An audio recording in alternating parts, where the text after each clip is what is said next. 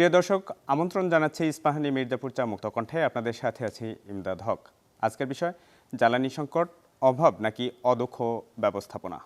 এ বিষয়ে আমরা কথা বলবো। আমাদের সাথে আলোচক হিসেবে স্টুডিওতে উপস্থিত রয়েছেন বেসরকারি গবেষণা প্রতিষ্ঠান সেন্টার ফর পলিসি ডায়ালগ সিপিডির গবেষণা পরিচালক ডক্টর খন্দকার গোলাম মোয়াজ্জেম। উপস্থিত আছেন forum for energy reporters Bangladesh এবং ইংরেজি দৈনিক ফাইন্যান্সিয়াল এক্সপ্রেসের বিশেষ প্রতিনিধি এম আজিজুর রহমান। আমাদের সাথে স্টুডিওতে অনলাইনে সংযুক্ত আছেন জ্বালানি বিশেষজ্ঞ ডক্টর শামসুল আলম। স্বাগত সবাইকে আমাদের এই অনুষ্ঠানে।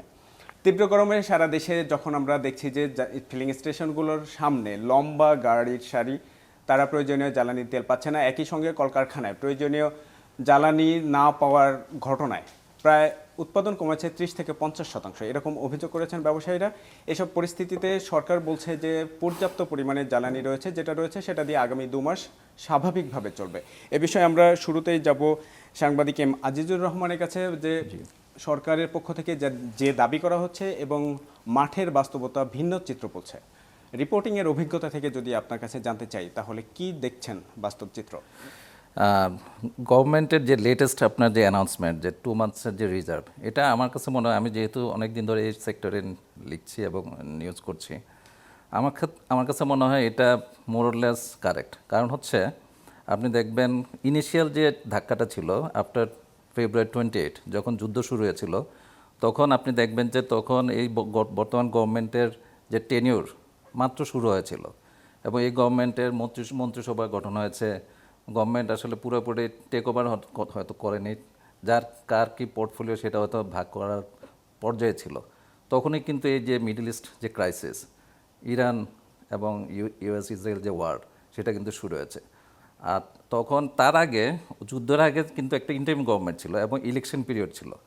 ইউজুয়ালি আমরা দেখি ইলেকশন কেন্দ্রিক যে গভর্নমেন্ট পুরোটা সেন্ট্রালাইজ থাকে ইলেকশন টাইপের অ্যাক্টিভিটিস। তো ওই সময় ইন্টারিম গভর্নমেন্টের অদক্ষতা বা তাদের লেস অফ কনসেন্ট্রেশন ছিল কি না জানি না, বাট তখন কিন্তু প্রপারলি বিপিসির মজুদ যেরকম থাকার কথা ছিল সেরকম করা হয় নাই, আর সাপ্লাই চেনটা এনশিওর করা হয় নাই। এবং যে কারণে আপনি দেখবেন ইনিশিয়ালি যখন যুদ্ধটা শুরু হয় ফেব্রুয়ারি 28, তারপরে কিন্তু গভর্নমেন্ট তাৎক্ষণিকভাবে কয়েকজন বিপিসি অফিসারকে কিন্তু রদবদল করিয়েছে, যারা যে পজিশন ছিল তাদেরকে সরানো হয়েছে। তো এটা ইন্ডিকেট করে যে BPC was not prepared for the situation. যে কারণে আমরা দেখেছি যে তখনকার যে রিজার্ভের অ্যানাউন্সমেন্ট তখন এবং যে পেট্রোল অক্টেল যে রিজার্ভের সিচুয়েশন, সেটা হয়তো স্যাটিসফ্যাক্টরি লেভেলে ছিল না। But over the time government কিন্তু সেটা আপনার অ্যাজ দ্য ব্যাকআপ এবং এটা আমার মনে হয় টেকেল করতে পেরেছে। এবং যে 2 মাসের যে রিজার্ভের কথাটা বললেন, সেটা কিন্তু গত কয়েকদিনের আগের অ্যানাউন্সমেন্ট। এটা আপনি দেখবেন যে পেট্রোল পাম্পের যে লাইনের কথা বললেন দীর্ঘ সারি, এটা ইউজুয়ালি দেখবেন মোটর সাইকেলের লম্বা লাইন থাকে, আর প্রাইভেটলি ওন্ড আপনার প্রাইভেট কার অথবা সোপস যেগুলা স্পোর্টস ইউটিলিটি ভেহিকলস, সেগুলোর লাইন থাকে। এগুলা ইউজুয়ালি আপনার কনজিউম করে অকটেন। আর আমরা জানি অকটেন কিন্তু বাংলাদেশ সেলফ সাফিসিয়েন্ট। অকটেন ইয়ারএল যেটা বলা হচ্ছে যে স্লো পেসে এখন চলছে। কেউ কেউ বলেছেন, অভিযোগ করেছেন যে বন্ধ হয়ে গিয়েছে। আসলে কিন্তু বন্ধ হয়নি, স্লো পেসে চলছে। এবং গভর্নমেন্ট অ্যানাউন্স করেছে যে আপনার এটার যে কিছু মানে মিনিমাম স্টক যেটা আছে সেটা দিয়ে আপনার চালানো হচ্ছে। তারই প্রেক্ষিতে আপনি দেখবেন যে অকটেন যেহেতু ইয়ারএল প্রোডাকশন না, লোকালি প্রডিউস প্রোডাকশন কিন্তু অকটেন। এর মধ্যে আমরা জানি কৈলাস টিলার একটা কনডেন্সেট ফ্র্যাকশনেশন প্ল্যান্ট আছে, ওটা থেকে কনডেন্সেট থেকে পেট্রোল বানানো হয়। এটা একটা সোর্স। আরেকটা সোর্স হচ্ছে 4টা ইন পার্টিকুলার বা আরও কয়েকটা প্রাইভেটলি ওন্ড আপনার পেট্রোকেমিক্যাল কোম্পানি আছে, যারা বিপিসি থেকে নাফথা, ইআরএল প্রোডাক্ট, ইনফ্যাক্ট ইআরএলের বাই প্রোডাক্ট নাফথা নেয় এবং পেট্রোবাংলা থেকে কনডেন্সেট নেয়। তারাও কিন্তু অকটেন প্রডিউস করে। অ্যাপার্ট ফ্রম দ্যাট বিপিসি কিছু পরিমাণে, সেটা খুব বেশি না, হয়তো 40-50 হাজার টনের মতো অকটেন ইম্পোর্ট করে। তাহলে ওভারঅল সিচুয়েশনে দেখা যায় অকটেন কিন্তু ইম্পোর্ট ডিপেন্ডেন্ট না। কিন্তু অনেকে বলেছেন, শামসুল আলম স্যারও জানেন হয়তো, ইনিশিয়ালি একটা আমাদের যে প্যানিক বাইং এবং গভর্নমেন্টের যে রেশনিং, সেটা হয়তো কিছু একটা দায়ী হবে কোনো যে কারণে আপনার দেখবেন যাদের যে যে পরিমাণ ডিমান্ড, মনে করেন মোটরসাইকেলের ডিমান্ড হচ্ছে 5 লিটার, তারা 5 লিটার পুরো ফুল নেয় আবার বাসায় রেখে দেয়। আমি নিজে দেখেছি যে বেশ কয়েকজন মোটরসাইকেলিস্ট তারা নিজেরা তো ফুল করছেই, বাসায়ও রেখে দিচ্ছে। আবার সুব ওনারও দেখেছি আমি, তারা বিভিন্ন ফুল নেয়, কারণ সুব ওনার আমরা দেখেছি ইউজুয়ালি তারা এফএন্স ক্লাস, তারা পেট্রোল পাম্পের কর্মচারীদের হয়তো কিছু টাকা পয়সা দিয়ে রাতের অন্ধকারে বা বিভিন্নভাবে অকটেন কালেক্ট করে বাসাও রাখছে। প্রতিদিনই সারা দেশে বিপুল পরিমাণ অবৈধ কিন্তু আমরা কিন্তু দেখিনি ডিজেলের জন্য লম্বা লাইন, ট্রাক, বাস এ ধরনের দেখি না, কিন্তু সেটা ইয়ে করে যে আসলে দেয়ার সাফিসিয়েন্ট অকটেন। এবং অ্যাপার্ট ফ্রম দ্যাট গভর্নমেন্টের যে অ্যানাউন্সমেন্টের সাথে রিলেটেড, আপনি দেখবেন গত এপ্রিলের 9 তারিখে প্রায় 27,000 টনের একটা ভেসেল এসেছে। তো আজকে আরেকটা ভেসেল এসেছে অকটেনের, এটা হচ্ছে 26,000 টনের মতো। আরেকটা অকটেনের কার্গো আসবে আপনার 2 তারিখে, মে 2 তারিখে। তো এই কয়টা যদি আপনি ক্যালকুলেট করেন, প্লাস এক্সিস্টিং কিন্তু 30,000-এর মতো অকটেনের আপনার রিজার্ভ আছে। বাংলাদেশে প্রায় 11-12 হাজার টন লাগে আপনার অকটেন ডেইলি ইউজুয়াল কনজাম্পশনে। তো এখানে দেখা যায় প্রায় মোর দেন 2 মান্থসে কিন্তু হয়ে যায়। সো এটা ইটস পারফেক্ট। আর ডিজেলও কিন্তু আপনি দেখবেন যে যুদ্ধ শুরু হওয়ার পরে এই যে হরমুজটা বন্ধ হয়ে গেল, 163 কিলোমিটার যে হরমুজ, এটা এর প্রেক্ষিতে বেশ কিছু আপনার অয়েল সাপ্লায়ার, আমাদের অধিকাংশ অয়েল সাপ্লায়ার হচ্ছে মিডল ইস্ট কেন্দ্রিক, আবুধাবি, তারপর হচ্ছে সৌদি আরবিয়া ক্রুড অয়েল আসে, কিছু রিফাইন্ড অয়েল, সব হচ্ছে মিডল ইস্ট কেন্দ্রিক। আর যার কারণে আপনার স্টেট অফ হরমুজটা খুবই ইম্পর্ট্যান্ট। যেহেতু এটা ক্লোজার হয়ে গিয়েছিল from the very beginning of the war, আপনার সেই কারণে বেশ কয়েকটা কোম্পানি ফোর্স মেজর ডিক্লেয়ার করেছে এবং অনেকগুলো কোম্পানি তাদের যে কার্গো শিডিউল সেটা ডেফার করেছে, যে কারণে ইউজুয়াল আসতেছিল না ইউজুয়াল কার্গোগুলো। কিন্তু গভর্নমেন্ট যেটা করেছে alternatively for the first time direct purchase মেথডে আপনার বেশ কিছু কোম্পানিগুলোকে ইয়ে করেছে আপনার যে তেল দেওয়ার জন্য। এর মধ্যে কেউ কেউ সাকসেসফুলি আপনার পিজি দিয়ে কয়েকটা কার্গো দিয়েছে, আবার কেউ অন দ্য পাইপলাইন আছে। সো আমার মনে হয় মোরালেস ইটস টলারেবল লিমিট। তাহলে বাইং ইজ দ্য মেইন দেশের একমাত্র সরকারি যে জ্বালানি পরিশোধনাগার, তেল পরিশোধনাগার চট্টগ্রাম ইস্টার্ন রিফাইনারি স্টেশন, সেটা বন্ধ হয়ে যাওয়ার যে গুজবটা অথবা যে প্রকৃত ঘটনা, এটা তো বাস্তবতা যে সেখানে সরবরাহ কমে গেছে, ফলে সংকট তৈরি হয়েছে। ডেফিনেটলি হ্যাঁ। ইয়ারএলের ক্ষেত্রে ইস্টার্ন রিফাইনারি লিমিটেড, সেটার ক্ষেত্রে হচ্ছে আমরা জানি মার্চের প্রথম দিকে একটা কার্গো 1 লক্ষ টন একটা কার্গো, এটা কিন্তু লোডেড হয়ে গিয়েছিল। এটা আসার কথা ছিল সৌদি আরবের থেকে, এটা অ্যারাবিয়ান লাইটস ক্রুড বলে আর কি। 1 লক্ষ টনের এটা যখন আপনার লোডেড ছিল এবং was preparing to pass through the Strait of Hormuz, তখন কিন্তু আপনার রেস্ট্রিকশনটা ইম্পোজ হয় স্টেট অফ হরমুজে। তখন সেটা অনেক দিন কিন্তু স্ট্যান্ডার্ড অবস্থা ছিল, কিন্তু যেহেতু যে রিস্ক ছিল স্টেট অফ হরমুজ, ওটা এগোতে পারে নাই, যে কারণে ওটা মানে ওটা আসতে পারে না। আরেকটা কার্গো ছিল আপনার মার্চের লাস্টের দিকে, 26-27-এর দিকে আরেকটা কার্গো 1 লক্ষ টনের, ওটাও আসার প্রিপারেশন নিচ্ছিল।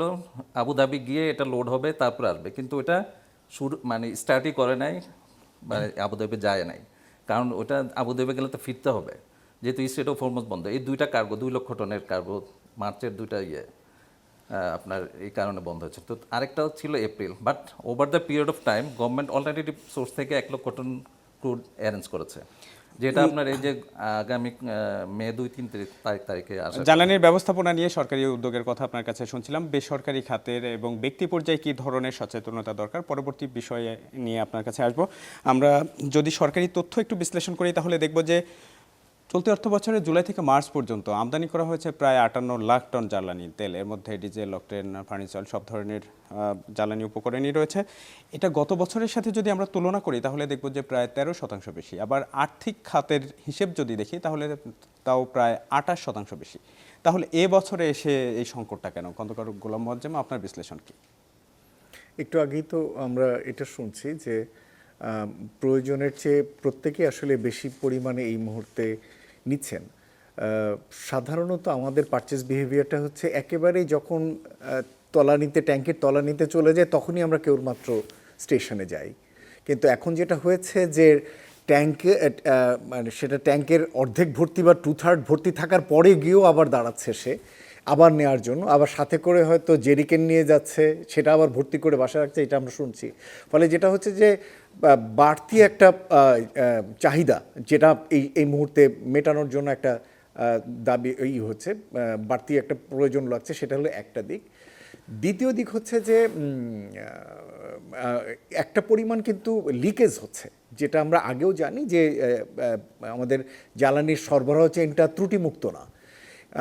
আমরা আমদানিকৃত জ্বালানি মূলত 7টি পয়েন্টে এটা হয়, রিলিজ হয় এবং রিলোড হয় আমদানি পর্যায় থেকে, এবং রিফাইন্ড হলে 5টি পর্যায়। এর মধ্যে ডিপো একটা উল্লেখযোগ্য জায়গা, আবার যখন শিপমেন্ট হয়, শিপমেন্ট হওয়ার পর ডিসচার্জ পজিশনে একটা জায়গা। এই সমস্ত জায়গাগুলোতেও আসলে আগেও চুরি হতো। চুরিটা মানে বিপিসির এই চুরিগুলো মোটামুটি ঐতিহাসিকভাবেই জানা চুরি এবং সকলে এটার সাথে পরিচিত। এখন যেহেতু একটা মুনাফা করার জায়গা তৈরি হয়েছে, সুতরাং একটা মহোৎসব তৈরি হয়েছে, সুতরাং এটার মধ্যে বিভিন্ন পক্ষ জড়িত হয়েছে, এবং এ কারণে প্রায় মাঝে মাঝে যখন বিভিন্ন হচ্ছে, গোয়েন্দা তথ্যের ভিত্তিতে ইনভেস্টিগেশন চলছে, প্রায় প্রতিদিনই কম বেশি হচ্ছে, ফলে এর মাধ্যমে কিন্তু একটা লিকেজ হচ্ছে, সেটা আমরা দেখতে পাচ্ছি।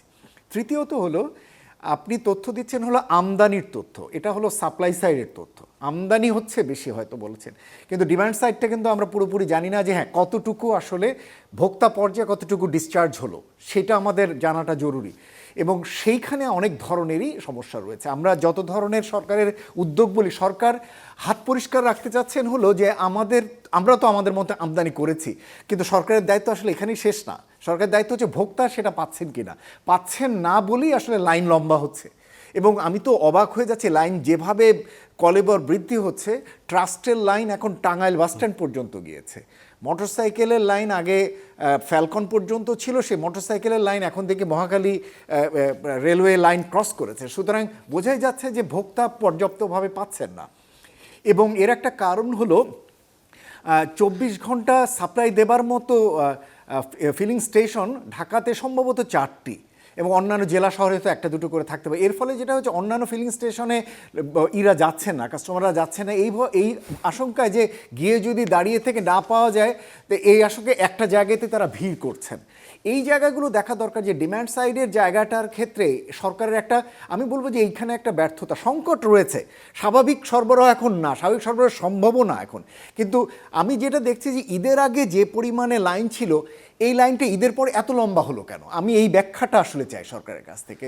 যদি তার থেকেও বেশি আমদানি হয়ে থাকে, ঈদের আগের চেয়ে যদি ঈদের পরে যদি আরও বেশি পরিমাণে আমদানির মজুদ থাকে, তাহলে লাইন লম্বা হবে কেন? সেই জায়গাটায় আমার মনে হয় যে সরকারের এই সরবরাহজনিত যে ডিস্ট্রিবিউশন পার্টে তার যে একটা দুর্বলতা বা ব্যর্থতা, সেটা সরকার কিন্তু পূর্ণভাবে এড়িয়ে যাচ্ছেন। এবং অনুরোধ করব, জ্বালানি সংকট নেই এই কথাটা যেন না বলেন সরকার। আমি আপনার সাথে যোগ করতে চাই যে ভোগান্তির এই চিত্র তৃণমূল থেকে রাজধানী পর্যন্ত আমরা গণমাধ্যমের মাধ্যমে দেখতে পাচ্ছি। আমি যদি অর্থনৈতিক প্রভাব নিয়ে আলোচনা করি, শিল্প কারখানায় উৎপাদন কমে গেছে 30 থেকে 50% পর্যন্ত। ব্যবসায়ীরা অভিযোগ করছেন, বিজিএমইএ আনুষ্ঠানিকভাবে ঘোষণা করেছে যে তাদের রপ্তানি এই গেল সংকট তৈরি হওয়ার পর থেকে 30% পর্যন্ত কমে গেছে। অর্থনীতিতে আগামীতে কী ধরনের প্রভাব ফেলবে? দেখুন, বিজিএমইএর এই তথ্যের ভিতরে অর্ধেকটা হচ্ছে জ্বালানির সাথে, অর্ধেকটাও না, আংশিক জ্বালানির সাথে সম্পর্কিত, আর অধিকাংশটাই হচ্ছে ট্রাম্প ট্যারিফের সাথে সম্পর্কিত। আপনি জানবেন যে এই যুদ্ধ শুরু হওয়ার আগে থেকেই আমরা রপ্তানি খাতে নেতিবাচক প্রবৃদ্ধি দেখছিলাম ধারাবাহিকভাবে, এবং প্রায় নেগেটিভ 2-3% ছিল, এবং কোনো কোনো মাসে -10%ও ছিল। এবং সেটার কারণ ছিল যে উচ্চ ট্যারিফের কারণে মার্কিন ভোক্তারা পণ্য কম কিনছেন, এবং এ কারণে আমাদের রপ্তানি কম হচ্ছে। এমনকি উচ্চ ট্যারিফের কারণে চাইনিজ প্রোডাক্ট অন্যান্য বাজারেও কম মূল্যে সাপ্লাই দিচ্ছে, সেখানেও আমাদের পণ্য গিয়ে মার খাচ্ছে। সুতরাং যে প্রতিক্রিয়াটি বিজিএমইএর প্রেসিডেন্ট দিচ্ছেন, তার একটা বড় অংশ আসলে ট্রাম্প ট্যারিফের সাথে সম্পর্কিত। এবং এই প্রতিক্রিয়া আগামীতে হরমুজ প্রণালী উন্মুক্ত হয়ে গেলেও এটা চলে যাবে তা কিন্তু না এটা। তবে হ্যাঁ, যেহেতু অধিকাংশ কারখানাগুলো তাদের নিজেদের সাবস্টেশন দিয়ে ক্যাপটিভ পাওয়ার দিয়ে চলায়, এবং সেগুলো যেহেতু ডিজেল অপারেটেড, পর্যাপ্ত ডিজেল কিনতে তারা হিমশিম খাচ্ছেন, এবং ডিজেল অনেক সময় সব জায়গাতে তারা পাচ্ছেন না, এটা একটা অভিযোগ রয়েছে। যদিও আমাদের হিসেবে ডিজেলের সরবরাহ তুলনামূলকভাবে সম্ভবত ভালো, সুতরাং সেই জায়গাটা দেখবার বিষয় রয়েছে তারা পর্যাপ্তভাবে ডিজেল পাচ্ছেন কিনা সেটা। বরঞ্চ আরেকটা ঘটনা গতকালকে ডেইলি স্টারের কাছ থেকে শুনলাম, যে আপনাদের এই চ্যানেলের যিনি মালিক, হামিম গ্রুপ, ওনারা এই সময়ে খালি খুবই একটা কমফোর্ট জোনে আছেন। কেননা হামিমের কারখানাগুলোতে সবগুলোতে রুফটপ সোলার করা, এবং তারা বলছেন যে তাদের অলমোস্ট এই সময়টাকে তারা একেবারেই তারা জ্বালানির সংকট তারা অনুভবই করেননি। সম্ভবত আজকালকের ভিতরে ডেইলি স্টার এটা হয়তো রিপোর্ট করবে। আমি একটু তাদের অনুরোধ করেছি যে ওনার ভিডিও নিয়ে যাতে একটা নিউজ রিপোর্টও করেন। দেখেন, এই জিনিসগুলো আমাদের ভাবা দরকার আছে। অতিমাত্রায় অতি নির্ভরশীল হয়ে যাওয়া একটা জ্বালানির উপরে কী ধরনের আসলে সংকট তৈরি করে অর্থনীতির উপরে, তার একটা প্রকৃষ্ট উদাহরণ হচ্ছে এখন। এবং আমরা এই মুহূর্তে যদি আমাদের বিকল্প জ্বালানিগুলো যদি থাকতো, তাহলে আমরা খুব সহজেই যা এই অর্থনীতির উপরে যে নেতিবাচক প্রভাবগুলো দেখছেন রপ্তানি বা উৎপাদনে, সেটা অনেকটাই আমরা কিন্তু এড়িয়ে যেতে পারি। কিন্তু উৎপাদনের চিত্র তো শুধুমাত্র তৈরি পোশাকের ক্ষেত্রেই না, দেশীয় অনেক পণ্য রয়েছে, দেশের বাইরে যে ধরনের ফ্রোজেন ফুড রপ্তানি করা হয়, কৃষিজ পণ্য লোকাল মার্কেটে যে প্রোডাক্টগুলো সাপ্লাই করা হয় সেগুলো তো বাধাগ্রস্ত হচ্ছে। সবগুলো ঠিকই বলেছেন। সেটার জন্য আবার আপনাকে বলছি, এই অতিমাত্রায় এককেন্দ্রিক জ্বালানির জন্যই এটা হচ্ছে। আমি আপনাদের বলি যে এই সময়কালে যদি আপনি আপনার 15-20% যদি জ্বালানি সেভ করতে পারতেন যদি অল্টারনেট এনার্জি দিয়ে, আপনাদের এখানে যদি মার্চেন্ট পাওয়ার প্ল্যান্টগুলো যদি দাঁড়াতো, যেখান থেকে আমাদের কারখানাগুলো যদি সরাসরি বিদ্যুৎ কিনতে পারতো, তাহলে কিন্তু আপনি সহজেই আপনি এই জ্বালানি না থাকলেও কিন্তু আপনি সংকটটা অতটা অনুভব করতেন না। সেদিকে আমরা যাইনি। আচ্ছা, আমি আপনার কাছে 1 মিনিট 2 মিনিট আছে, শেষ করি। আমাদের এখানে সবচেয়ে ডিজেল বেশি ব্যবহার হয় ইরিগেশনে এবং ট্রান্সপোর্টে। আপনি যদি এখন সোলার ইরিগেশনে যদি যেতেন, তাহলে কিন্তু আপনার এই যে 15%-এর যে ডিজেল ব্যবহার, আপনি এই যে এখন কিন্তু কৃষকরাও কিন্তু ডিজেল পাচ্ছেন না, যেহেতু তাদের ওই পরিমাণে তাদেরকে ডিজেল দেওয়া যাচ্ছে না, সুতরাং তারা ক্ষতিগ্রস্ত হচ্ছে। কিন্তু এটাই কিন্তু খুব ভালোভাবেই বিকল্পতে যাওয়া যেত। আমাদের এই জিনিসটা ট্রান্সপোর্ট সেক্টরও কিন্তু ভালোভাবে যেতে পারতো যদি আমরা ইভি ভেহিকেলে যদি মুভ করতাম। এখন সরকার সেই জিনিসগুলো নিয়ে ভাবছে, আমরা ধন্যবাদ জানাই সরকার এই জিনিসগুলো চিন্তা করছে। সুতরাং আবার বলছি যে অর্থনীতির এই অভিঘাতগুলো, এই এককেন্দ্রিক জ্বালানি এবং সেটার জন্য বিভিন্ন লবিস্ট গ্রুপের এই প্রেশার, সেখান থেকে বেরিয়ে এসে জ্বালানি বিকেন্দ্রায়নটা খুবই জরুরি। অথচ নবায়নযোগ্য জ্বালানির ব্যবহার বাড়াতে সরকারের বিভিন্ন ধরনের কর্মসূচি এবং প্রকল্প রয়েছে। আমরা পরবর্তীতে আসবো এসব প্রকল্পের গতি প্রকৃতি নিয়ে। আমরা যাচ্ছি ডক্টর শামসুল আলম আপনার কাছে, যে আমাদের দেশের জ্বালানি তো প্রায় 90-95% আমদানি নির্ভর। আসলে আমরা শুরু থেকে কি ঝুঁকিপূর্ণ মডেলের মধ্যে ছিলাম? যুদ্ধ সংকটটাকে মানুষের কাছে দৃশ্যমান করতে সহযোগিতা করেছে এবং সরকারকে সিরিয়াস করেছে। সরকার নামক প্রতিষ্ঠানটি, সরকার বলতে তো আর প্রধানমন্ত্রী মন্ত্রীকে বোঝায় না। আপনার যদি আমি তেলের কথা বলি, 2200-রও বেশি তেলে মানে ফিলিং স্টেশন আছে, তারা পড়ে, ডিপো পড়ে, তারপরে হচ্ছে কোম্পানিগুলো পড়ে, বিপিসি পড়ে, আপনার জ্বালানি ও বিদ্যুৎ বিভাগ পড়ে, জ্বালানি ও খনিজ সম্পদ বিভাগ পড়ে, বিআরসি পড়ে, প্রতিযোগিতা কমিশন পড়ে, আপনার ভোক্তা অধিকার সংরক্ষণ অধিদপ্তর পড়ে, এই সমস্ত প্রতিষ্ঠানগুলো পড়ে, ইভেন বিএসটিআই পড়ে। আপনি প্রত্যেকের জায়গাতে দেখেন, যদি বিআরসি বলেন, বিআরসির যে সমস্ত কার্যক্রম আছে তার মধ্যে অসাধু ব্যবসা নিয়ন্ত্রণের কথা বলা আছে। সে কি কোনো একটা জায়গায় জ্বালানি সেক্টরের অসাধু ব্যবসা নিয়ন্ত্রণ করার জন্য একটা পদক্ষেপ নিয়েছে? সরকারকে পরামর্শ দেওয়া 22-এর ঝ ধারা অনুযায়ী তার দায়িত্ব। আজকের সংকটে সে কি কোনো একটা পরামর্শ নিয়ে হাজির করেছে? আপনি বা টিভি চ্যানেলে বা পত্র পত্রিকার সাক্ষাৎকারে আমাদের কাছে বা বিভিন্ন জায়গা থেকে সংগ্রহ করে বলা হয় যে এটা করলে এই হবে, ওইটা করলে এই হবে। আইনগতভাবে যার দায়িত্ব দেওয়া হয়েছে সে কি এটা করেছে? করেনি। কয়েকদিন আগে টেলিভিশনে দেখলাম এক সাংবাদিক জিজ্ঞেস করছে ডিপোর ম্যানেজারকে যে এই যে তেল চুরি হচ্ছে, দেখাচ্ছে যে এই যে তেল চুরি হচ্ছে, ট্রাক লরি ঠেকায় রেখে পথে ঘাটে, যেটা মজিম বলেছেন যে 7টা পয়েন্টে চুরিচামারি হয়, এটা তো ঐতিহাসিকভাবে প্রতিষ্ঠিত, তো সেটাকেই না জানে। এখন সেটার হয়তো বা তীব্রতা বেড়েছে বা সেটা দৃশ্যমান হচ্ছে, এটা সবাই জানে। তিনি তার উত্তর দিলেন যে আমার এখান থেকে ফিলিং হওয়ার পরে যে কোথায় কি হচ্ছে সেটা তো আমার দেখার দায়িত্ব না। একইভাবে যদি সরকারের এইসব যে প্রতিষ্ঠানগুলোর নাম বললাম, তারা যদি ওনার মতো একই মনোভাব নিয়ে বসে থাকে, তাহলে আপনি কি বুঝবেন যে সরকার এই ক্ষেত্রে চালাতে, যেটা দুইজন আলোচকের কথার মধ্যেই অস্পষ্টভাবে এসে গেছে, আমি সেটা স্পষ্ট করতে চাই, সরকার এক্ষেত্রে কার্যকর নেই, সচল নেই। সরকারের বলা যেতে পারে যে নিষ্ক্রিয়তা সরকারকে গ্রাস করে ফেলেছে, এদের সবার নিষ্ক্রিয়তা। তাহলে এই ব্যাপারে কি কোনো ব্যবস্থা বা কোনো উদ্যোগ নেওয়া হয়েছে? তেল যদি ঠিক থাকে তাতে কি যায় আসে, সেটা তো আমরা দেখতেই পাচ্ছি যে লাইন লম্বা হচ্ছে। এই লম্বা হওয়া লাইনের গতি প্রকৃতি কোথায় গিয়ে দাঁড়াবে? তেল সরবরাহ এখন তার যুদ্ধের উপরে, যুদ্ধের উপর নির্ভর করে তেল সরবরাহ। তেল সরবরাহ তো সরকার বলছে যে যুদ্ধ হলে কি হবে, আমি তো তেল আনতে পারছি, আনছি। হিসাবপত্র যা পেলাম, ওনারা যেটা দিলেন সেটাতেও তো বোঝা যাচ্ছে যে আমরাও মনে করছি, যারা খোঁজ খবর রাখে, তেল সরকার ঠিকই আনছে। সরকার কি মনে করছে যে আমি তেল ঠিকই আনছি, সুতরাং আমার আর কোনো দায়িত্ব নেই? ডক্টর শামসুল আলম, আপনার সাথে আমি একটু যোগ করতে চাই যে আমরা যে আমদানি নীতিতে নির্ভরশীল শুরু থেকেই, আমদানি তথ্যগুলোই তো নানাভাবে সরকারের পক্ষ থেকে এবং আমাদের আলোচকরা উপস্থাপন করলেন, আমদানি নীতির এই নির্ভরশীলতা নিয়ে যদি একটু বলতেন যে আমরা কি এটা থেকে আমি বের হতে পারি না? হ্যাঁ, নির্ভরশীলতার জায়গাটা যে আমরা 2010 সাল বলবো না, 2008 সাল পর্যন্ত, 9 সালে শুরু পর্যন্ত এই টাটার প্রজেক্টের মাধ্যমে, তারপরে এশিয়া এনার্জির প্রজেক্টের ফুলবাড়ি কয়লা রপ্তানি এবং পাইপ লাইনে বিবিএনআর গ্যাস ভারতে রপ্তানি এবং এলএনজি হিসেবে সাগরের গ্যাস রপ্তানির বিরুদ্ধে আন্দোলন করেছি। তার মানে আমরা কয়লা রপ্তানি এবং বিদ্যুৎ রপ্তানির কথাও এসছে, আপনার ফুলবাড়ি কয়লা থেকে বিদ্যুৎ উৎপাদন করে রপ্তানির কথা এসছে, স্টিল রপ্তানির কথা এসছে, সার রপ্তানির কথা এসছে, সার তো অলরেডি রপ্তানি করছে, সিমেন্ট রপ্তানি করছে, অর্থাৎ সেগুলো গ্যাসগুলোকে এগুলো বানায় রপ্তানি করছে। তার মানে আমরা প্রাইমারি এনার্জি রিসোর্সে এতখানি সমৃদ্ধ আছি, আরো রপ্তানি করার জন্য আমাদের চাপ ছিল, মানুষ আন্দোলন করে এটা প্রতিহত করেছে। তারপর পরই রপ্তানি কথা আর নেই, উত্তোলনের কথাও নেই, আমরা আমদানির উপরে চলে গেলাম। এই বিষয়টি যথাযথভাবে বর্তমান সরকারের বা ইন্টারিম গভর্নমেন্টের দায়িত্ব ছিল।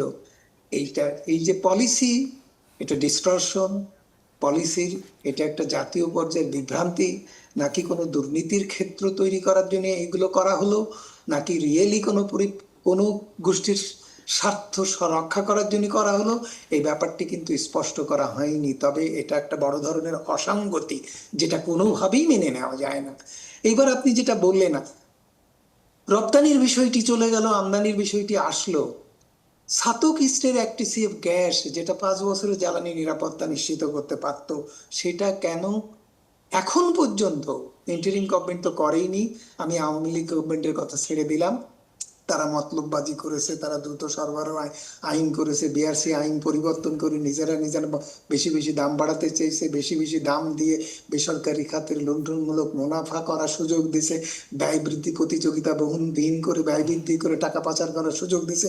এসব কথাবার্তা আমরা সবাই বিশ্বাস করি, প্রতিষ্ঠিত, এবং বিচারপতির তদন্তেও সেটা এসছে যে 40% বিদ্যুতের দাম বেড়েছে এইভাবে, যেটা বাড়ানো যৌক্তিক এবং ন্যায্য হয়নি, বা উৎপাদন ব্যয় বেড়েছে। পাশাপাশি ভারতের আদানির বিদ্যুতে প্রতি মাসে, প্রতি বছরে $5 মিলিয়ন, $500 মিলিয়ন অতিরিক্ত এই মানে পাওয়ার পার্সেস এগ্রিমেন্টে অতিরিক্ত লুণ্ঠন করে নিয়ে যাওয়ার সুযোগ সৃষ্টি করা হয়েছে, যেটা 20 বছরের মেয়াদে $20 বিলিয়ন নেওয়া হবে, তা $10 বিলিয়ন নেওয়া হবে। তাহলে এই যে কাঠামোগতভাবে এইভাবে লুণ্ঠনের ক্ষেত্র প্রস্তুত করা হয়েছে, ইন্টারিম গভর্নমেন্টকে আমরা প্রেসার দিয়েছি, বলেছি, কথাবার্তা বলেছি, আদালতে মামলা করেছি, তিনি কান করেননি। এই গভর্নমেন্ট আসার পরে আমরা কি পেলাম? একটা কমিটি পেলাম বিদ্যুতের দাম নির্ধারণ করার জন্য, প্রস্তাব তৈরি করার জন্য অর্থমন্ত্রীকে দিয়ে, বাণিজ্য মন্ত্রীকে দিয়ে, 2 সচিবকে দিয়ে। এটা কি পর্বতের মুশিক প্রসাবের মতো হলো? এইদিকে জ্বালানি সংকট নির্ভর, যেখানে প্রাইসিংটাই সবচেয়ে বড় ফ্যাক্টর। আগের মন্ত্রীদেরকে, উপদেষ্টাকে বলেছি, এটা সাংবাদিকরা কে না জানে, আমি নিজে বলেছি যে আপনার কোনো প্রতিষ্ঠানের প্রাইসিং করার অ্যাবিলিটি নেই, সক্ষমতা নেই, আপনারা নিজেরা স্বীকার করেছেন। তাহলে যদি আপনারা নাই করতে পারেন, আমাকে করতে দিচ্ছেন না কেন? সেই প্রাইসিং এর ব্যাপারটা আজকের আলোচকরাও অ্যাড্রেস করেনি, যেটা প্রাইসিং সবচেয়ে বড় সংকট। কোথাও থেকে অ্যাড্রেস করা হচ্ছে না, সরকারও অ্যাড্রেস করছে না। দাম বাড়াতে হবে। আমরা বলছি যে দাম বাড়ানোর বিষয়টি ভাবার আগে, এই যে লুণ্ঠনমূলক ব্যয় সমস্ত জায়গা থেকে প্রমাণ হয়ে আসছে যে ব্যয় বৃদ্ধি করে, আমরা বলছি যে প্রতি ইউনিটে 4 টাকা বিদ্যুতের ব্যয় কমানো যায়, 40,000 কোটি টাকা কমানো যায়। তাহলে সেইটা আমরা বলছি, যারা আমরা বেশি দিচ্ছি, এই আর্তনাদ, আল্লাহর আরশ কেঁপে যাচ্ছে, হয়রাজ প্রধানমন্ত্রী বা মন্ত্রীদের আরশ কাঁপছে না। সেটা আওয়ামী লীগের আমলে কাঁপিনি, ইন্টারিম গভর্নমেন্টের আমলে কাঁপিনি, এবং এই গভর্নমেন্টের আমলেও দেখতেছি যে তাদের কানে এখন পর্যন্ত পৌঁছায়নি। আমি ধরে নেব বা আমি আশা করব যে এই সরকারের এই সংশয় থেকে মুক্ত হয়ে মানুষকে আশান্বিত করবে। কথা বলছিলাম জ্বালানি খাতের নানা প্রসঙ্গ নিয়ে। ডক্টর খন্দকার গোলাম মোয়াজ্জেম, আপনার কাছে আসতে চাই। মূল্য নির্ধারণের বিষয়টি নিয়ে ডক্টর শামসুল আলম বলছিলেন, জ্বালানির দাম সহনীয় রাখার জন্য, জনগণকে স্বস্তিতে রাখার জন্য সরকারের পক্ষ থেকে ভর্তুকি দেওয়ার বিষয়টি বারবার ফলাও করে প্রচার করা হচ্ছে। এরই মধ্যে গত 2 মাসে 40,000 কোটি টাকার মতো বাড়তি ভর্তুকি চলে গেছে। সরকারের পক্ষ থেকে বলা হয়েছে যে চলতি অর্থ বছরের জুন পর্যন্তই আরও 40,000 কোটি টাকা লাগবে। সংসদে বলা হয়েছে যে প্রতিদিন 167 কোটি টাকা সরকার ভর্তুকি দিচ্ছে। একদিকে সরকারের আর্থিক চাপ কিভাবে সামলাবে, আসছে বাজেটে অর্থের সংস্থান কিভাবে হবে, সেই সাথে আইএমএফের কড়া নির্দেশনা রয়েছে যে আমরা ভর্তুকি থেকে বের হয়ে আসি। কিভাবে বিষয়টিকে বিশ্লেষণ করবেন? দেখুন, প্রফেসর শামসুল আলম কিছু যৌক্তিক বিষয় তুলেছেন। আমি সেটির আলোকে প্রথম যে জিনিসটি বলতে চাই যে বিআরসি যেভাবে মূল্য নির্ধারণ করছিল, এই মুহূর্তে তো বিআরসির হাতেও সেটি নেই। এখন সেই বিআরসির ক্ষমতা অন্য জায়গায় গিয়েছে, সেটা না হয় পরে আলাপ করছি। কিন্তু বিআরসিকে দীর্ঘদিন যাবৎ আমরা সিপিডির পক্ষ থেকে বলে আসছি যে তাদের মূল্য নির্ধারণ যে প্রক্রিয়াটা এটা ত্রুটিপূর্ণ, বা মূল্য নির্ধারণের জন্য তারা যে ক্যালকুলেশনের প্রসেসটা ব্যবহার করে সেটা ত্রুটিপূর্ণ। এটাতে এক ধরনের ভৌতিক মুনাফা তৈরির জায়গা রয়েছে এটার ভিতরে। এবং আমাদের নিজেদের গবেষণায় আমরা দেখেছি যে যদি সেগুলোকে বাদ দেওয়া হয় তাহলে 15 থেকে 21% পর্যন্ত এই মূল্যটি কমতে পারে। কিন্তু বারবার বলার পরেও দু একটি জায়গায় তারা কিছু কারেকশন করেছে, কিন্তু এখনও এটাকে স্বয়ংক্রিয় মূল্য নির্ধারণের একটা নাম বলে সেটাকে ব্যবহার করা হয়। এটা কিন্তু বাজার মূল্য না, এটাকে তারা বলেছে স্বয়ংক্রিয় মূল্য। ফলে বাজার ভিত্তিক মূল্য আমাদেরকে এখনও আমাদের যাওয়া হয়নি। ফলে সেটা, এবং তার ফলে যেটা হয়েছে, বিপিসি প্রতি বছর অনেক মুনাফা করছে। আপনি দেখছেন 2025 সালে বিপিসির মুনাফার পরিমাণ হচ্ছে 4,300 কোটি টাকা, এবং তার আগের বছর 3,500 কোটি টাকা। গত 7 বছরের মধ্যে 1 বছর বাদে বিপিসির বেশ বড় মুনাফা হয়েছে। এটা মুনাফা হয়েছে এই কারণেই যে আপনার এই যে ক্যালকুলেশনের ভিতরে যে জায়গাগুলো আছে সেটাই আসলে মুনাফা তৈরির সুযোগ করে দিচ্ছে। উপরন্তু মূল্য নির্ধারণটাও এমনভাবে করা হয়, বাজারের সাথেও সামঞ্জস্যহীনভাবে মূল্য নির্ধারণ করা হয়, সেটাও আসলে বিপিসিকে পুজ্য লাভ করছে। ফলে ওই টাকাটাই আসলে বিপিসির কাছে এই মুহূর্তে থাকার কথা ছিল। কিন্তু সরকারের নতুন যে আর্থিক ব্যবস্থাপনা কৌশল, তাতে সরকারি কর্পোরেশনগুলোর টাকাগুলো সরকার বছর শেষে নিয়ে নেয়। এর ফলে যেটা হয়েছে যে বিপিসির কাছে তার মুনাফার টাকাটি নেই, এবং সরকারের কাছ থেকে যখন তার দরকার হচ্ছে নিতে হচ্ছে, সেইটাকেই এখন সরকার এটাকে বলতে চাচ্ছে ভর্তুকি। আসলে এটা ভর্তুকি না। প্রথম কথা হচ্ছে বিপিসি তার মুনাফার টাকা দিয়েই তার এই যে বাড়তি ব্যয় এটা সংস্থান করতে পারে উল্লেখযোগ্য পরিমাণে। অবশ্য এটা ঠিক যে যেভাবে দীর্ঘদিন যাবৎ এই উচ্চ মূল্যে কিনতে হচ্ছে, তাতে সেটা দীর্ঘদিন তার জন্য করাটা ডিফিকাল্ট। কিন্তু এই যে ঢালাওভাবে এটাকে ভর্তুকি বলা এবং আইএমএফের পক্ষ থেকে এটাকে ভর্তুকি বলা, এটা ঠিক না। এটা বাড়তি ব্যয়, এবং এই বাড়তি ব্যয়টুকু সংস্থান করবার মতো সামর্থ্য বিপিসি রয়েছে। সুতরাং সেই জায়গাটি হচ্ছে আমাদের প্রথম কথা। সুতরাং সেটা আমাদের এখানে প্রথম নজরে রাখার দরকার আছে। দ্বিতীয় হলো মূল্য কাঠামোর যে ক্ষেত্রে একটা বড় পরিবর্তন আনার দরকার আছে। কিন্তু দীর্ঘদিন যাবত এটা তো চালানোর মতো আর্থিক সামর্থ্য তো আর বিপিসির নেই। সুতরাং তাকে তো সেই জায়গায় বাড়তি অর্থের ব্যবস্থা করতে হবে। আমাদের নিজেদের হিসেবে জুন পর্যন্ত তাকে জ্বালানি আমদানির জন্য বাড়তি প্রায় $2.5 বিলিয়ন খরচ করতে হবে। এবং যদি উচ্চ মূল্য থাকে, এলএনজির যদি উচ্চ মূল্য থাকে, তাহলে আগামী বছর এলএনজির জন্যই শুধু বাড়তি প্রায় $3.5 বিলিয়ন খরচ করতে হবে। সুতরাং এই টাকাটি কোথা থেকে আসবে, সেটা একটা বড় জিনিস। মনে রাখা দরকার যে এখন সরকারের ভিতরে একটা আলাপ আলোচনা চলছে যে বিদ্যুতের মূল্য বাড়িয়ে দেবেন এবং তার ফলে সরকার হাতে অর্থ আসবে। মনে রাখবেন যে এর ফলে সরকারের হাতে হয়তো অর্থ আসতে পারে, কিন্তু তার ফলে কিন্তু ডলার আসবে না।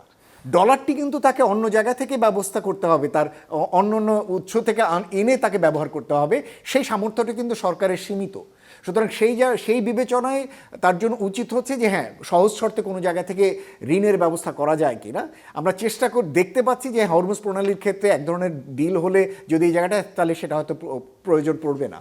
কিন্তু সামগ্রিকভাবে আর্থিক ব্যবস্থাপনা আগামী বছরের বাজেটেরকে মাথায় রেখে যে কথাটি এখন গুরুত্বপূর্ণ হয়ে দাঁড়িয়েছে, এই যুদ্ধের কারণে, এবং যুদ্ধ যদি আরও কিছু যদি প্রলম্বিত হয়, আমাদের নিজেদের একটি রিসার্চ থেকে আমরা জাস্ট করেছি, সেখান থেকে আমরা দেখতে পাচ্ছি যে যদি প্রলম্বিত হয় এই যুদ্ধ, এবং তার ফলে যদি 20 থেকে 40% পর্যন্ত যদি প্রাইস বেড়ে যায়, তাহলে তার শকটা যেটা পড়বে অর্থনীতিতে, জিডিপি প্রায় 0.6% কমে যাবে। মূল্যস্ফীতি প্রায় বেড়ে 13% পর্যন্ত বাড়তে পারে। ইন্টারেস্ট রেট 5% পর্যন্ত বাড়তে পারে এবং কি এক্সচেঞ্জ রেটের ক্ষেত্রেও তার সমপরিমাণ ইম্প্যাক্ট রয়েছে। সুতরাং সেই দিকগুলো যদি বিবেচনায় নেই, সরকারের হাতে কিন্তু ফিসক্যাল স্পেস খুব বেশি নেই। সুতরাং সেই জায়গাটার ক্ষেত্রে নতুন সরকারের উপর এমনি চাপ রয়েছে, তার নির্বাচনী ইশতেহার, বিভিন্ন রকমের কার্ডের ডামাডোল দেখছি। আমার মনে হয় যে সরকারকে এই মুহূর্তে তার এই যে ব্যয়ের জায়গাটি সংকোচন না করে উপায় নেই। কিন্তু আমরা যেটা ঘোষণা শুনলাম যে প্রায় 9 লক্ষ কোটি টাকার উপরে একটি বাজেটের ঘোষণা দিয়েছেন সরকার। আমি ঠিক জানি না যে এই অর্থের সংস্থান কোথা থেকে করার টার্গেট তাদের, এবং আমি মনে করি যে এই জায়গাটির ক্ষেত্রে জ্বালানির ক্ষেত্রে তার যে ব্যয় সংস্থান সেটি কোথা থেকে হবে সেটি যেন পূর্ণভাবে থাকে, এবং অনেক ক্ষেত্রে তাকে সাশ্রয়ী হবার বিষয় যেন সরকারের মাথায় থাকে, যাতে বাড়তি ব্যয়গুলো যাতে কম হয়। যেমন সামাজিক সুরক্ষা কর্মসূচির ক্ষেত্রে ফ্যামিলি কার্ড, হেলথ কার্ড এবং ফার্মার্স কার্ড, এই তিনটে যদি বাস্তবায়নের জন্য যদি যান, যদিও ঘোষণা এসছে যে একবারে যাবেন না, পর্যায়ক্রমে যাবেন, সেটা একটা ইতিবাচক দিক, কিন্তু পূর্ণভাবে করবার মতো আর্থিক সামর্থ্য এই সরকার আগামী বছর থাকবে না। এবং ইতিমধ্যেই আমরা বেসরকারি খাতের ঋণের উপরে এর একটা চাপ দেখছি। আমরা মনে করি যে বেসরকারি খাতের জন্য যেন আগামী বছরে পর্যাপ্ত অর্থ সরবরাহ থাকে, কারণ তারা এখন বিনিয়োগমুখী হতে চান। সুতরাং সেটি যেন করবার মতো ব্যবস্থা সরকার যেন রাখে, ব্যাংক ব্যবস্থা থেকে করবেন না, বাইরে থেকে ঋণ দিয়ে বেসরকারি খাতের জন্য ইনভেস্টমেন্টের জায়গাটি করে দেবেন, সেটি যেন থাকে। কিন্তু সবচেয়ে গুরুত্বপূর্ণ হলো সরকার যেন তার বাজেটের উচ্চাভিলাষটি একটু যেন টাইটেন রাখেন, খুব বড়োভাবে যেন বাজেট বাস্তবায়ন না যান। বলা হচ্ছে যে সরকার প্রায় 6.5 লক্ষ কোটি টাকা নাকি রেভিনিউ আদায়ের টার্গেট করছেন আগামী অর্থ বছরে, যেটা সচরাচর এখন সাম্প্রতিককালে 3 লক্ষ কোটি টাকা। এই যে দ্বিগুণ টার্গেট করছেন, ভালো দিক, এবং তারা টার্গেটও করেছেন কর ফাঁকি, কর এড়িয়ে যাওয়ার মতো জায়গাগুলোকে তারা টাচ করবেন, ভালো কথা। কিন্তু আমার মনে হয় যে সরকারের ব্যয় ব্যবস্থাপনায়, এবং এর সাথে আবার যুক্ত হচ্ছে সরকারি কর্মকর্তাদের বেতন বৃদ্ধিরও একটা চাপ রয়েছে, প্রাথমিক শিক্ষকদের বেতন বৃদ্ধির একটা চাপ রয়েছে। আবার শুনতে পাচ্ছি যে নতুন করে 5.25 লক্ষ সরকারি কর্মচারী নিয়োগ দেবেন, যেটা আমি একেবারে কমপ্লিটলি বিরুদ্ধে, বাইরে। আমি তো মনে করি সরকারি কর্মকর্তা আরও সংকোচনের সুযোগ রয়েছে। যেভাবে সরকারি সিস্টেমগুলো ডিজিটালাইজড করা দরকার, ইমপ্রুভমেন্ট দরকার, তাতে তো এত লোক আমাদের আসলে প্রয়োজন নেই অনেক ক্ষেত্রেই। সুতরাং সেই জিনিসগুলো যদি সরকার করেন, তাহলে কিন্তু এইগুলো যদি যান, তাহলে কিন্তু সরকার একটা বিশাল পরিমাণ বাজেটের দায় আসবে, এবং ওটা করতে গেলে জ্বালানির উপরে চাপ আসতে পারে, এবং তার ফলে কিন্তু অর্থনৈতিক কর্মকাণ্ড এর একটা প্রতিক্রিয়া পড়তে পারে। সরকারি ব্যয় ব্যবস্থাপনা, সেই সাথে আন্তর্জাতিক পর্যায়ের ঋণ ব্যবস্থাপনা, সেটা নিয়ে আপনার কাছে আসছি একটু পরে। আজিজুর রহমান, আপনি যদি বলেন যে হরমুজ প্রণালী সংকট তৈরি হওয়ার পর থেকে আমাদের আমদানি কার্যক্রম ব্যাহত হচ্ছে, কিন্তু বিকল্প বাজারের সন্ধান কি আমরা করতে পারছি, অথবা আমাদের ক্ষেত্রে এই সুযোগটা কেমন? হ্যাঁ, আপনি যেটা বলছেন হরমুজ প্রণালীর যেটা রেস্ট্রিকশন, তারপরে আমরা আমি আগে যেটা বলছিলাম যে গভর্নমেন্ট রিফাইন্ড অয়েল ইম্পোর্টের ক্ষেত্রে বিকল্প একটা সোর্স কিন্তু তারা অনুসন্ধান করেছে। আমরা যেটা দেখেছি ডিরেক্ট পারচেজ মেথডের মাধ্যমে, সেখানে আমরা দেখেছি প্রায় 8-10টা কোম্পানিকে কিন্তু ডিজেল, পেট্রোল বা ডিজেল এবং কিছু পরিমাণ অকটেন এবং আপনার কিছু জেট ফুয়েল আনার জন্য অনুমতি দেওয়া হয়েছে। সো এটা একটা বিকল্প পথ তৈরি হয়েছে। আবার এলএনজি ইম্পোর্টের ক্ষেত্রে আমরা দেখেছি যেহেতু রেগুলার সাপ্লায়ার যারা ছিল, লং টার্ম সাপ্লায়ার, তারা ফোর্স মেজর ডিক্লেয়ার করেছিল, যে কারণে ওই আপনার কন্ট্রাক্টেড যে সাপ্লায়ার তারা না দেওয়ার কারণে গভর্নমেন্ট সেই স্পট মার্কেটে কিন্তু গিয়েছিল, এবং ফ্রম ফেব্রুয়ারি 28 থেকে এই পর্যন্ত প্রায় 15-16টা কার্গো কিন্তু অলরেডি কিনেছে। তো এই কটা হচ্ছে বিকল্প মার্কেট। বাট আমরা যখন আলোচনা করছি আসলে হরমুজ নিয়ে, তখন কিন্তু ওয়ার্ল্ড ওয়াইড একটা ডেভেলপমেন্ট আমরা দেখেছি। কিন্তু আমরা যেটা দেখলাম যে ইরানিয়ান ফরেন মিনিস্টার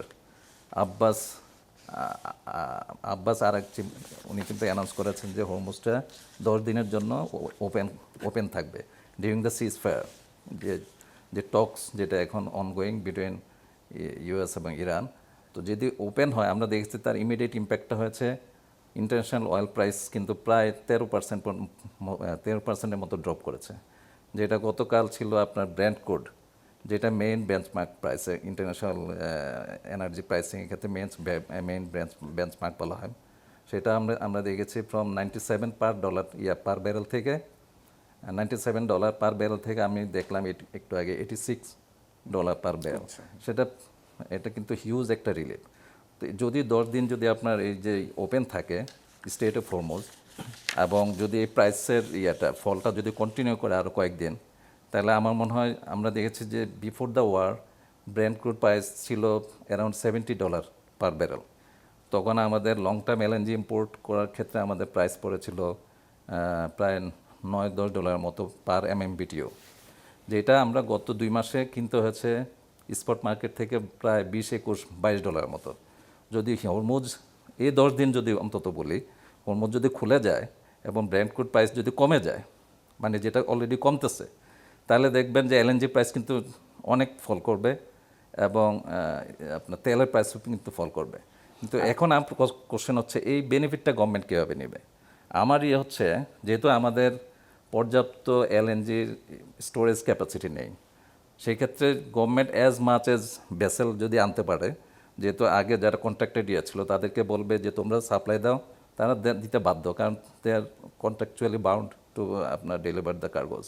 আর তেলের ক্ষেত্রে যে কটা আমাদের স্টোরেজ ট্যাঙ্কস আছে, আমাদের কিন্তু পর্যাপ্ত ট্যাঙ্কস আছে, মানে স্টোরেজ ক্যাপাসিটি বলা থাকে ডিজেলে প্রায় 40-45 দিনের মতো, এবং যে এসপিএন সিঙ্গেল পয়েন্ট মোরিং নামে একটা আছে আপনার ফেসিলিটি, যেটা যদিও 2-3 বছরে এখনো অ্যাক্টিভ হয় না এবং গভর্নমেন্ট কিন্তু হিউজ পরিমাণ রেভিনিউ লস করছে due to in operation of the SPM.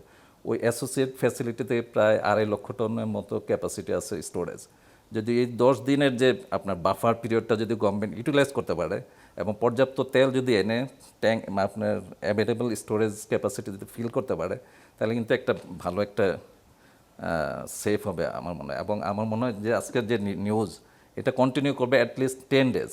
আজকে হচ্ছে প্রথম দিন, আজকে যদি 13% পড়ে, আগামী যদি 2-3 দিন কন্টিনিউ করে, আরও যদি আপনার 86 থেকে 80 যদি আসে, যদি 70 না আসুক, 80 আসলে কিন্তু ইটস হিউজ রিলিফ। তো এটা একটা ব্যাপার। আরেকটা বললেন স্টেট অফ হরমুজের ক্ষেত্রে যে আমাদের যে ইমিডিয়েট ইম্প্যাক্ট, যেটা তো বললাম যে আমরা ERL-এর যে আপনার কন্ট্রাক্টের যে কার্গোগুলা, অ্যাটলিস্ট 2টা আপনার স্ট্যান্ডার্ড ছিল, একটা স্ট্যান্ডার্ড, একটা তো লোডই করতে পারে নাই, কিন্তু বিকল্প কিন্তু আরেকটা 1 লক্ষ টনের আনা হচ্ছে, যেটা আমি বলেছি 2-3 প্রায় মে 2 or 3 এটা পৌঁছাবে। তো এটা হচ্ছে অল্টারনেটিভ ওয়ে। আজিজুর রহমান, আমি আসবো আবারও আপনার কাছে। ডক্টর শামসুল আলম, আপনার কাছে যাচ্ছি যে আন্তর্জাতিক ক্ষেত্রে যে আমাদের যে চুক্তি, সেগুলো পর্যালোচনা করার একটা উদ্যোগের কথা আমরা শুনেছিলাম অন্তর্বর্তী সরকারের সময়, সেটির কোনো গতি আমরা কি কাঙ্ক্ষিত মাত্রায় দেখতে পেলাম কিনা? আবার যদি বিদ্যুতের কথা বলি, যে আদানির কাছ থেকে বিদ্যুৎ আনার প্রক্রিয়া যতটা দ্রুত গতিতে দেখেছে, সেই তুলনায় নেপাল এবং ভুটান থেকে জলবিদ্যুৎ আনার প্রক্রিয়াটা কি একটু লেন্দি হয়ে গেছে কিনা, এই বিষয়টা আপনি কিভাবে দেখেন? এটা এই এই সমস্ত বিষয়গুলো যেটা আপনি বললেন, এগুলোর ব্যাপারে যথাযথ ব্যবস্থা নেওয়ার ক্ষেত্রে সরকারের সক্ষমতা সীমাবদ্ধ এবং অদৃশ্য এবং অদৃশ্য, মানে দৃশ্য এবং অদৃশ্যমান কারণে আমরা যতটুকু আলামতের কথা আমি আমার বক্তব্যে প্রথমের দিকে বলেছি, তার ধারাবাহিকতায় যেসব কার্যক্রমগুলো গুরুত্ব পাওয়ার দরকার ছিল, তার মধ্যে সমস্ত চুক্তিগুলো যাচাই বাছাই করে কত টাকা লুট হয়ে গেছে, কত টাকা অপচয় হয়ে গেছে, কত টাকা আত্মসাৎ হয়ে গেছে, সেগুলো নির্ধারণ করা ফার্স্ট দিনেই সরকারের এই ডিসিশন নেওয়াটা জরুরি ছিল। কিন্তু সরকার আজকে পর্যন্ত সেই দিকে যাচ্ছে না। সরকারের সঙ্গে পরোক্ষ প্রত্যক্ষভাবে যে সমস্ত তথ্য আদান প্রদান আছে, তাতে সরকার নানা ধরনের চাপের মধ্যে আছে। এই কাজটি সরকারকে করতে হলে বা সরকারকে দিয়ে করাতে হলে, কারণ সরকারকে দিয়ে নানা স্বার্থ সংশ্লিষ্ট মহল নানাভাবে সরকারকে চাপের মধ্যে রেখে তারা তাদের কাজগুলো করাবে। সরকার কোন কাজটা করবে সরকার হয়তো 24 ঘন্টা আগেও জানে না। এইরকম অনিশ্চয়তা রয়ে গেছে এই খাতে, যেটা বৃহত্তর পরিসরে সব নিয়ে আলোচনা করার দাবি রাখে। কিন্তু জনগণের তরফ থেকে এবং সরকারের জায়গা থেকে দল মত নির্বিশেষে যে কথাটি বিগত সরকার অর্থাৎ 15 বছর ধরে এই এককভাবে এই সরকারের এই আমলে জরুরি আইন নাম করে একটা আইন বানায়, দায় মুক্তি আইন অনেকে বলে, জরুরি বিদ্যুৎ সরবরাহ আইন বলে, অর্থাৎ এই সেক্টরে জরুরি অবস্থা জারি করে একটা আইন তৈরি করা হয়েছিল, তার থেকে বিদ্যমান সমস্ত আইন কানুন সব স্থগিত বা সব অবসলেট হয়ে গেছে, এবং বিআরসির আইন পরিবর্তন করে ভোক্তাদের জ্বালানি অধিকার খর্ব করা হয়েছিল। সেইটা শুধুমাত্র করা হয়েছিল যে জরুরি জ্বালানি সরবরাহ, বিদ্যুৎ সরবরাহ অর্থাৎ বিদ্যুৎ ও জ্বালানি সরবরাহ সংকট মোচন করার জন্য, এবং 2 বছরের জন্য করে সেটা 15 বছর পর্যন্ত লিঙ্গার করেছে। আরো করতো 2027 সাল পর্যন্ত যেত, যে রিনিউয়েবল এনার্জি উন্নয়নের জন্য লাগবে সেটা সরকারের তরফ থেকে বলা হয়েছিল। এইভাবে জরুরি বিদ্যুৎ সরবরাহ জরুরি অবস্থায় শুধুমাত্র সংবিধান পর্যন্ত আইন কানুন স্থগিত রাখে, মানুষের মৌলিক অধিকার স্থগিত থাকে। এই খাতে জ্বালানির মৌলিক অধিকার সাসপেন্ড করা হয়েছিল। এই কথাটি সরকার মাথায় কেন আসছে না, এটা আমি বিস্মিত হই। এবং সেখানে যে কথাটা ডক্টর মোয়াজ্জেম বললেন যে সরকার এখন উচ্চ অভিলাষী বাজেট নিয়ে ব্যস্ত। সরকারের আজকে 3%, 3.48% তার প্রবৃদ্ধি। এই প্রবৃদ্ধি বাড়ানোর ব্যাপারে দেশের মানুষের কিছু যায় আসে না। সরকারের রাজস্ব ব্যয় বাড়ানোর ব্যাপারে মানুষের মাথা ব্যথা আছে। সরকার রাজস্ব ব্যয় বাড়ানোর পরিকল্পনা করেছে।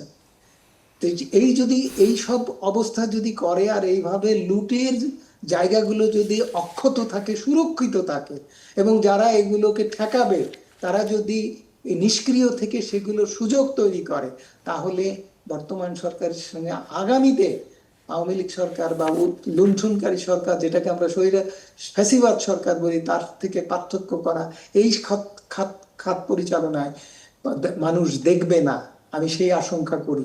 সেখান থেকে আমার বক্তব্য একটাই, যে সরকারের পক্ষে এই ধরনের যে কোনো এক প্রসঙ্গে আমি কোনো এক জায়গায় কথা তুলেছিলাম যে কেন দ্রুত বিদ্যুৎ ও জ্বালানি সরবরাহ আইন বাতিলের যে অধ্যাদেশ, সেখানে 2 এর ক এবং 2 এর খ যুক্ত করে কেন এইটা ওই আইনের আওতায় কৃত সকল কার্যক্রমকে বৈধতা দেওয়া হলো।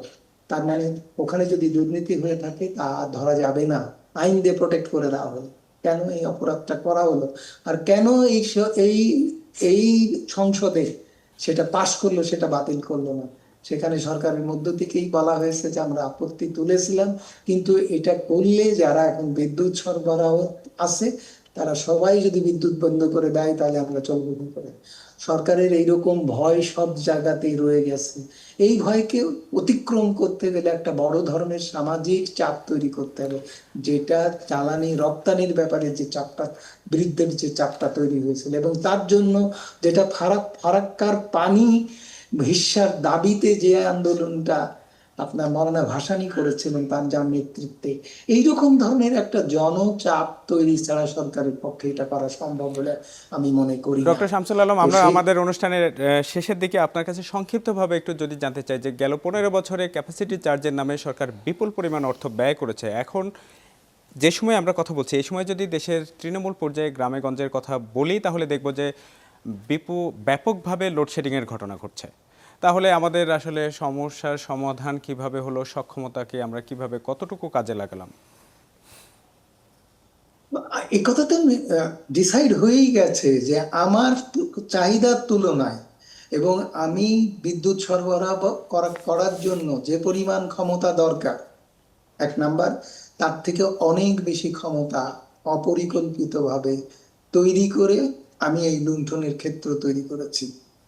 এটা প্রতিষ্ঠিত। তার জন্য যে বিচার আচার আছে, লুণ্ঠনকারীদের জ্বালানি অপরাধী হিসেবে বিচার যদি আমরা না করি, তাহলে এই লুণ্ঠন সুরক্ষিতভাবে লুণ্ঠন অব্যাহত থাকবে।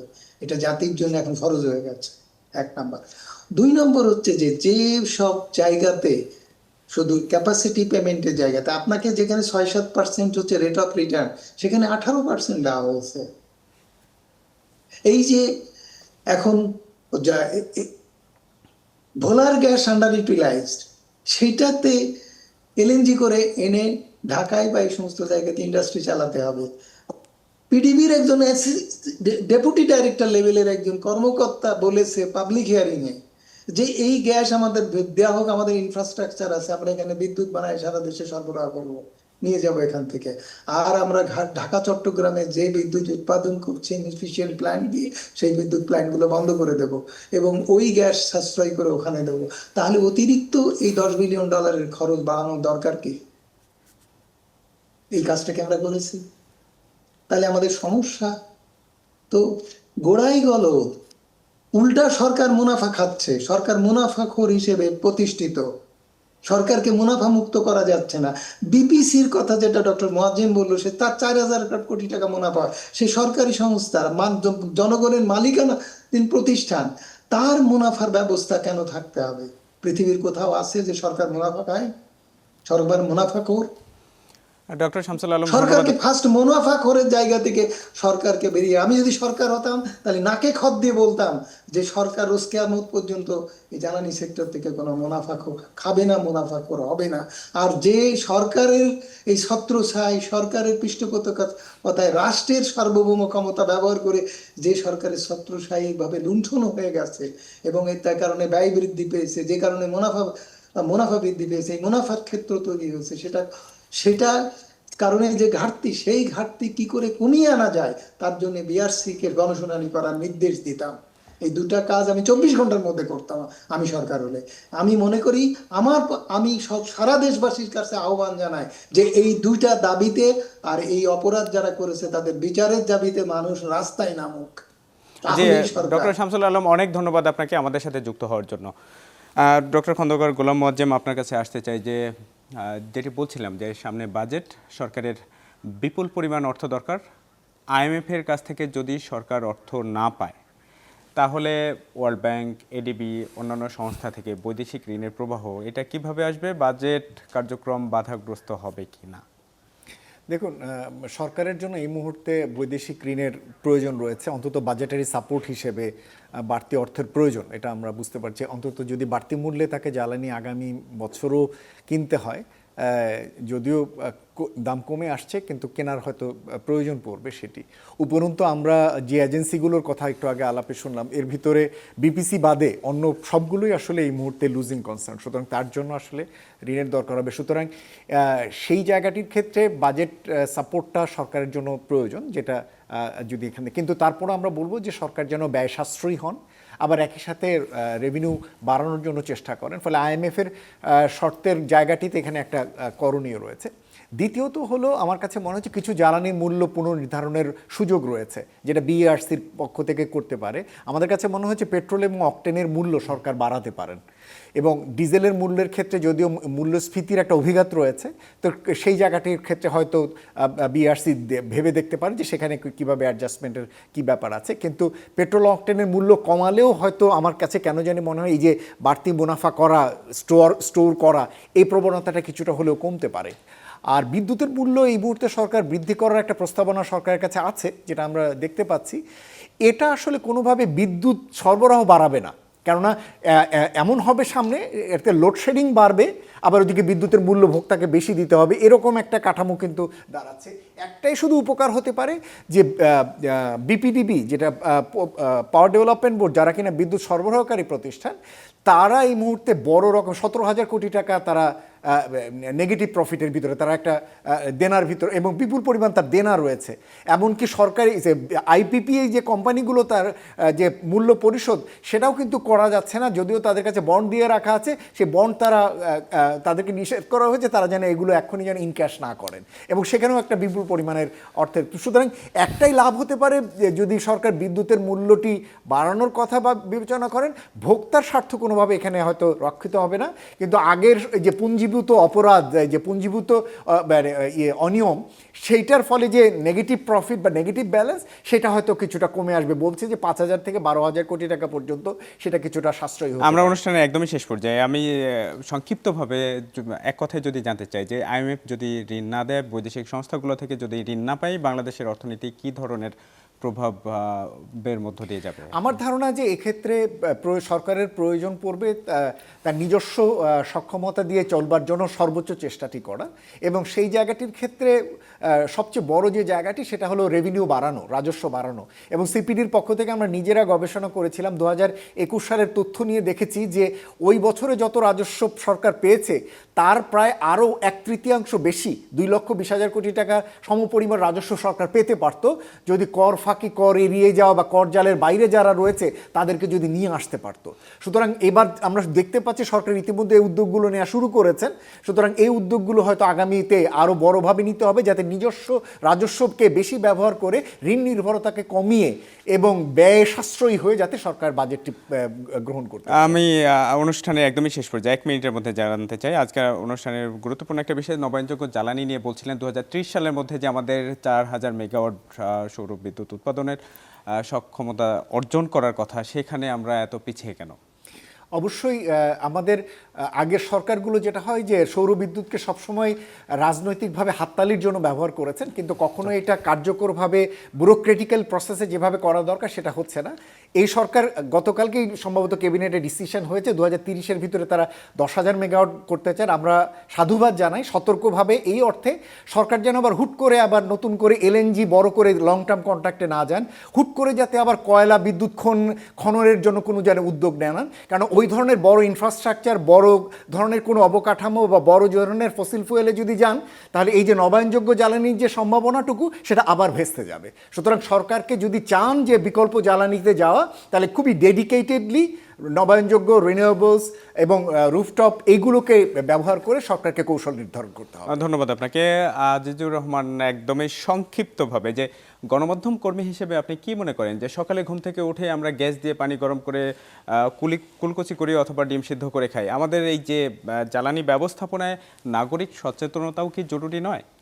ডেফিনেটলি আমাদের নাগরিক সচেতনতা ছাড়া যে আমাদের যে লিমিটেড রিসোর্সেস, আমরা জানি আমাদের লোকাল গ্যাস কিন্তু ক্রমান্বয়ে কমছে। যেটা আগে হায়েস্ট প্রোডাকশন ছিল 2700 million cubic feet per day, সেটা কিন্তু এখন 1700 বা কখনো 1700-র নিচেও কিন্তু চলে আসছে। এবং অ্যাট দ্য সেম, যে কারণে আমরা 2018 থেকে এলএনজি ইম্পোর্ট শুরু করেছি এবং আমাদের ওভারঅল এনার্জি সেক্টর ইম্পোর্ট হচ্ছে অ্যারাউন্ড 60% যদি লোকাল গ্যাস যদি করে। সো এখানে আপনার পাবলিক অ্যাওয়ারনেস আর আপনার অস্টারিটি ছাড়া কিন্তু আসলে বিকল্প নেই। এবং এই সূত্রেই কিন্তু গতকাল honourable prime minister Tarique Rahman কিন্তু সবাইকে অস্টারিটি মেজার নেওয়ার জন্য কল করেছেন। আপনি দেখবেন যে একটা নিউ সিস্টেম কিন্তু অ্যাক্রস দ্য কান্ট্রি চালু হয়ে গিয়েছে, যেটা হচ্ছে যে চুলা, কুকিং যে আপনার বার্নার, অনেকে কিন্তু গ্যাসের স্কারসিটির জন্য আপনার এই যে ইলেকট্রিক চুলা কিন্তু ইউজ করছে। এবং যারা ইউজ করছেন তারা বলছেন এটা কিন্তু যে ইলেকট্রিসিটি যে বিল সেটা কিন্তু কম আসছে কম্পেয়ার টু আপনার এলপিজি ইউজ। সো গভর্নমেন্ট পাবলিককেই, জনগণকে সচেতনভাবে ডিসিশন নিতে হবে এবং প্রপারলি তাদের যেটা আপনার বাজেট। জি, আজিজুর রহমান, বুঝতে পেরেছি আপনার কথা। গণসচেতনতার একদমই বিকল্প নেই। দর্শক, শেষ করছি আজকের ইস্পাহানি মির্জাপুর চা মুক্ত কণ্ঠ। এতক্ষণ সাথে থাকার জন্য ধন্যবাদ সবাইকে।